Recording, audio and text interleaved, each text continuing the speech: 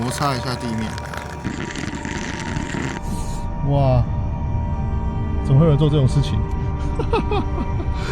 啊，好心痛啊！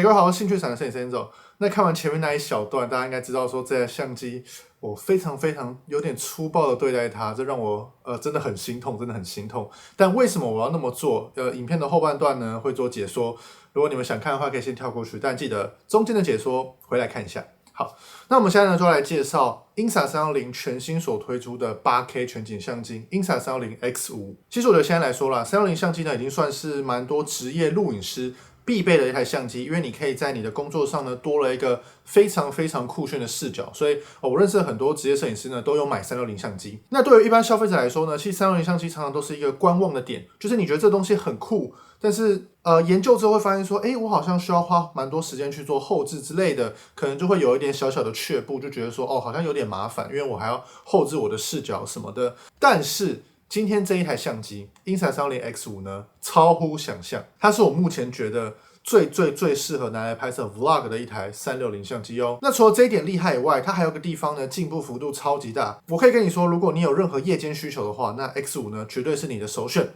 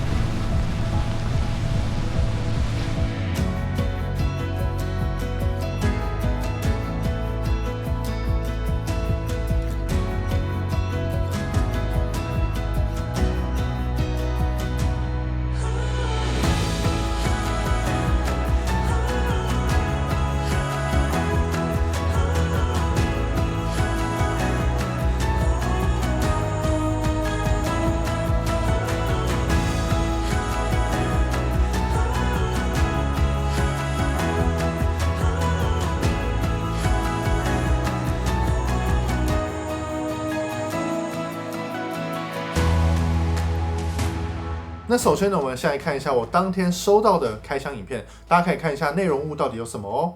那这一代的盒装变得非常的大，因为这应该是比较特别的版本，它内建了非常多的东西，给各位看一下。配件呢超级丰富，所以之后这样子买呢，就会收到这么一大盒，有点类似一个平板盒子的大小啦。那我们就拆开给各位看一下，里面有多少东西。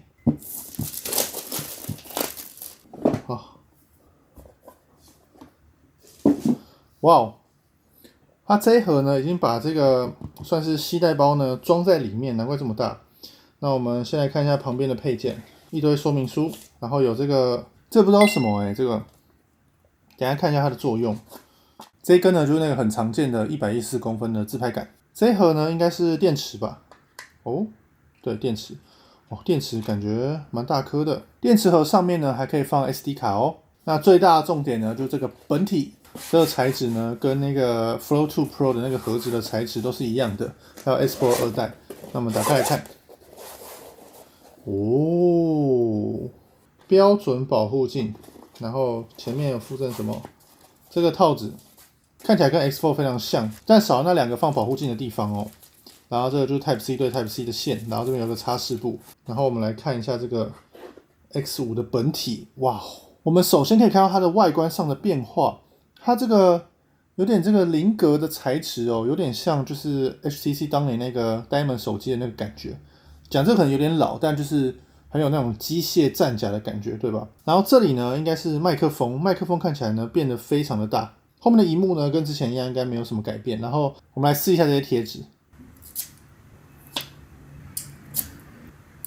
这是电池，然后记忆卡的话呢也是插在电池这里，这都跟之前的设计呢是完全一样的。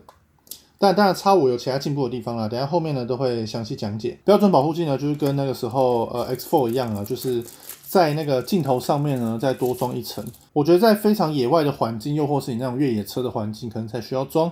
如果你跟我一样呢是比较旅游常用的话，其实我会觉得不太需要用到这个保护镜啊，因为多多少少会影响耀光还有画质。那接下来介绍几个配件，这配件呢这次全新所推出的子弹时间的自拍棒，大家记得吗？之前子弹时间呢要用安装的方式，就是一根底座，然后有一个旋转的轴在这里，再装一根自拍杆。但它现在呢把子弹时间的自拍杆给做出来了，也就是说这个自拍杆呢这边转松，我们拉开，这里呢就是子弹时间。然后它有不同角度，有90度、75度还有65度。那通常呢应该会用90度，这样就变子弹时间了。非常方便呢，之后子弹时间呢，只要带一支就可以拍摄子弹时间咯。第二个配件，这个东西呢是幽兰子推出的冷靴座，就是我们可以架麦克风或什么之类的冷靴座。然后这次呢，原厂直接给我这个的话很赞呢，这个就是X5 的兔笼，就是你可以装冷靴装什么，然后你又多一点保护性。这个的话呢，这一转开就可以把 X5 安装进去，这样子，这样，然后转紧。这样子呢，360使用起来呢就更为的安全，而且下面这边呢还直接是那个360的快拆座，通用快拆座，所以你之前 X Pro 2代的配件呢，全部也都可以安装上去。左边有个冷靴，右边呢下面也有个冷靴。如果你是专业使用者的话呢，会推荐你购买这个。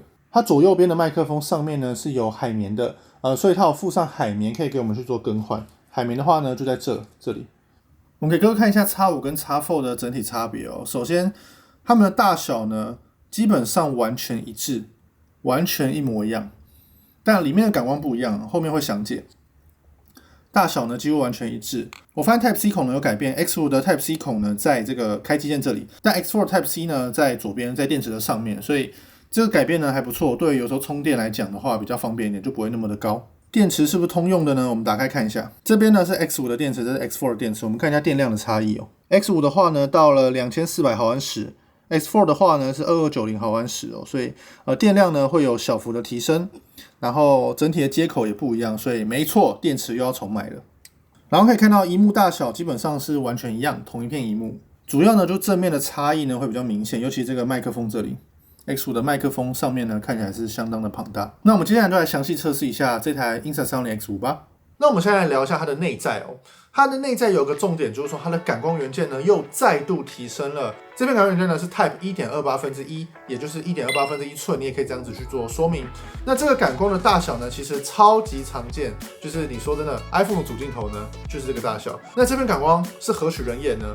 根据我的猜测，这个官方没有证明，我觉得它应该是 LYT818，就是目前算是 Sony 很常见的一颗感光元件。这个感光有个很大的重点，就是说它可以做到单张的3重增益。这是什么意思呢？就是你拍一张照片，就相当于是你拍3张照片去做 HDR 合成。所以这片感光的效果呢，表现是非常好。也就是因为这个样子，所以 X5 呢有了13.5档的动态范围表现哦。这片感光面积呢，在4合1之后呢，是达到2.44 μm 的。也就是这样子，我才会觉得说它应该就是 LYT818啦。因为其实蛮多感光元件目前的 size 呢都这个样子，然后单位面积感光呢也都是2.44 μm。所以我个人觉得应该是这片，但是官方并没有详细的说明是哪一片，但我就这么做猜测吧。那除了感光元件升级以外，它机内也升级了，它有3晶片、影像处理晶片，还有 AI 晶片。为什么它需要3晶片？它3晶片可以达到什么效果呢？这点呢，我们在 X Pro 2代上面有看到，就是说超级强的夜视功能，也就是 Pure Video 的模式。所以这台相机呢 ，X5 终于有了360度相机的 Pure Video 的模式。那这个不用说，我直接给大家看画面，差别到底有多大？这个模式呢，就会是 X5 的最大杀手锏。这个效果呢，已经不是我夜拍有进步，这效果已经是我夜拍是完全不同档次。因为我们说在拍照上面呢，其实像现在的 AI 降噪呢，其实蛮多人也都会去做使用。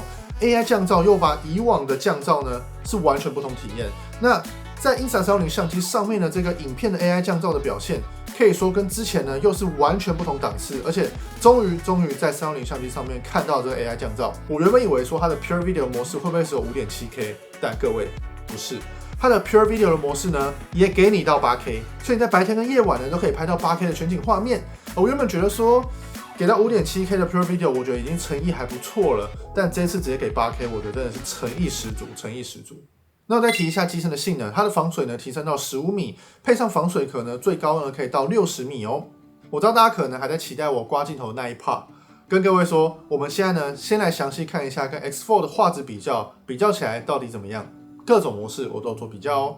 在 8K 画质的方面呢，我们可以看到说，在下面路面的细节来讲的话，整体来说 X5 的维持表现是更为的优异，砖头的纹路呢都更为的自然哦。大白天情况下，暗部的杂讯呢也比较少一点。再来呢，就是说我们看看左上方，就是像那些树叶的那个层次感受，跟 X4 呢不太一样。X5 的表现呢确实更为的立体。有一个点呢，就是说 X5 的镜头的耀光表现呢应该是比较好一点，就它的抗耀光呢比较优异，所以比较不会有像 X4 那样子逆光的时候呢有一点白白的感觉哦。所以 8K 画质呢确实有进步。那关于 5.7K 呢，最大的重点是 X5 呢有了 5.7K 60P 的 HDR。X4 呢只有到 30P 哦，然后这情况下我们可以看到说，在暗部的细节的层次上 ，X5 呢明显更好。再来呢就是说在 60P 的情况下呢，确实 X5 呢有更大的动态范围。然后这边呢我小测试一下，就是景深的范围哦。X5 呢因为它的感光元件更大，所以在同样距离的时候呢 ，X5 会比 X4 还要更快模糊哦。那我们现在看到夜间的画面哦，这一样呢都是 8K 30P， 然后没有开启夜间模式的情况下。X5 的亮度呢，其实已经比 X4 再稍微的亮一些咯。然后我们开启 X5 的 Pure Video 的模式，就夜间模式之后呢，哇，这个体验呢完全是不同等级，整体亮度呢提升的非常的多，然后细节表现呢也相当良好。这个差距呢，已经不是说感光元件变大的差距，而是这个有 AI 降噪的算法呢，让整体的画面更为的好看，杂讯呢也去得非常的干净。就算是 5.7K 的时候，也可以看到 X4 的 5.7K 呢，其实已经会比 8K 还要再更亮一点点，但在 Pure Video 面前呢，还是完全无法相比的哦。我们可以看到，在夜间跑动的情况下呢 ，X5 用的快门速度呢，应该比 X4 还要更为的快一点。快门速度更快的情况下呢，画面的亮度表现还是比较亮，所以夜间的画面品质呢，真的提升了非常的多。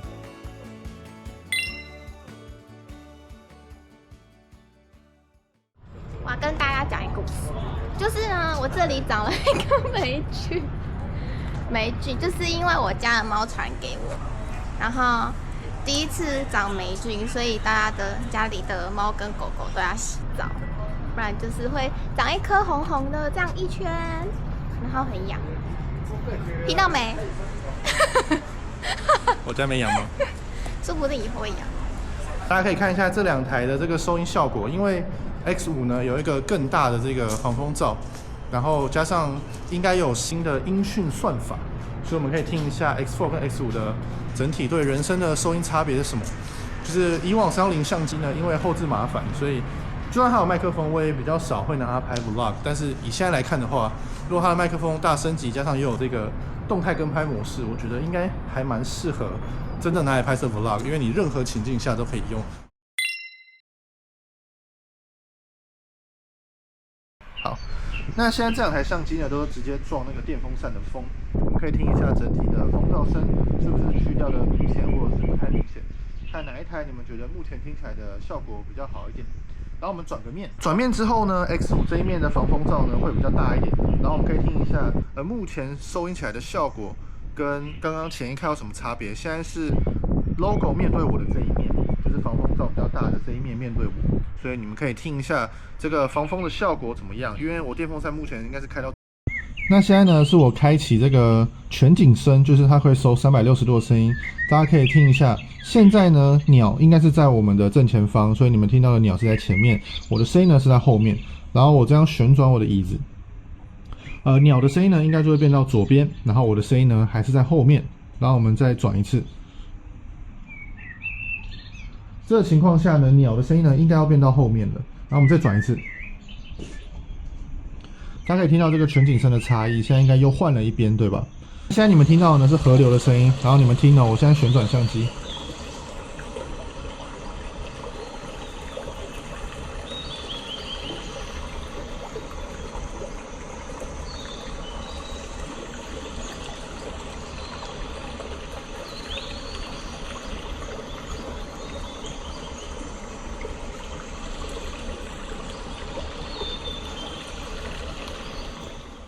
那为什么说这台相机呢是一台最适合当做 Vlog 相机的360相机呢？原因就是因为呢，这次更新了一个新的模式，叫做动态跟拍模式，你也可以叫它 Insta Frame 模式。那这个模式是什么？就是说你在拍摄360影片的当下，它也会帮你拍摄平面影片。这是一个梦寐以求的功能呢，因为以往360最麻烦的就是说我们一定要在后期去选择视角，但现在呢，直接在内建就帮你做出一个平面影片，而且还可以做到一个非常非常好的主角跟随。没错，它有主角跟随的功能。这个跟随的紧度呢是相当好，因为它同时有360度画面，所以说真的，你跑去哪，它都跟得到你。那除了主角跟随以外，它有很多视角可以去做选用，像是向上、向下，或者是单镜头的单边，或者单镜头的另外一边，都可以自由的去做选择哦。然后还有一个蛮酷的东西哦，就是说它可以在拍摄当下呢，按上面的按钮，按下去呢，它会直接转360度，去环绕整个影像。第二个按钮呢，就按下去会像那个全面启用那个旋转运镜的效果，所以它都直接写在它的相机里面。但我建议这2个东西在操作的时候呢，可能用手机按会比较好一点，因为用相机按的话，你就会有个手往上的动作，就会被拍到，所以用手机按这2个按键呢会比较好哦。但是凡事都有但是，这句话讲过好几遍。就这个模式呢，我觉得非常非常的棒，但唯一的缺点呢就是画质。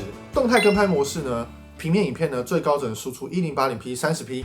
然后如果是全景影片的话呢，最高输入到 5.7K Plus 的30p。那我觉得有给到 5.7K Plus 还不错，至少比 5.7K 还要明显更好，因为它是 8K 超采下来的。我觉得有可能是碍于这个晶片运算，因为毕竟这算是一个蛮庞大的运算，你要同时做一个主角跟随，同时要记录2个影片。这个压力呢，其实还蛮大，对记忆卡跟机身来说呢，都是。虽然这个画质对我来说觉得不太够，但其实如果你是一些 IG 的创作者来讲，我觉得这个画质呢其实是够的。它的 1080p 的画质呢，其实也没有不好，它 1080p 呢是很扎实的 1080p 哦。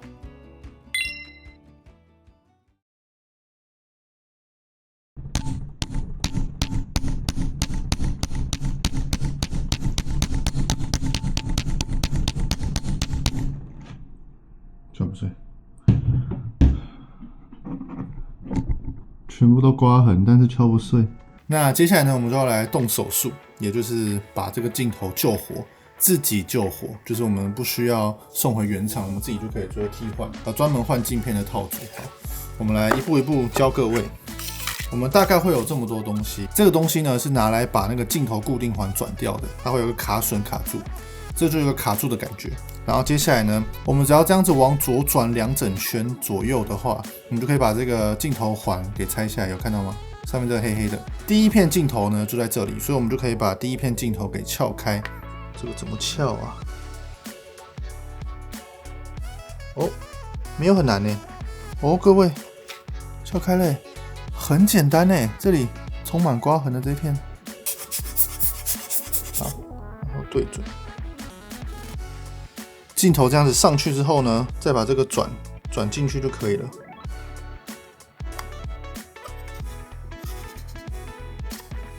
转紧之后，打开来，好了，换完了。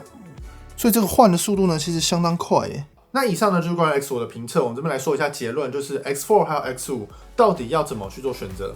其实我讲到现在，我不知道我到底要念 X5 还是 X5。其实我觉得 X5 还算顺口，但 X4 的话呢有点不顺口，所以我会念 X4。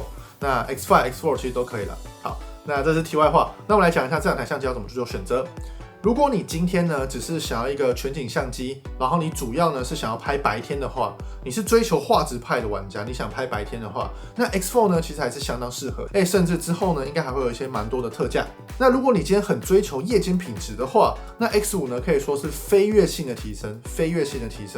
然后如果你又很在意说能不能同时出平面影片的话，那这也是 X5 独占。所以 X5 呢其实在这2个方面呢都是赢过 X4 非常多的。但一样，如果你没有这个需求的话，如果你只是想要360相机举得很高，白天拍个 8K 这样的话，那 X4 呢还是相当够用哦。那如果你看到现在已经很想购买的话呢，欢迎使用下方的 Enzo 专属连结。专属连结呢，通常都会有优惠，但它是不定时的，所以开卖的时候有开卖的优惠，之后有之后的优惠。但是使用连结的话呢，通常都会多送一些东西哦。那如果对 X5还有任何问题的话呢，都欢迎留言，我都会一一回答给各位。我是兴趣团的摄影师 Enzo，谢谢各位，拜拜。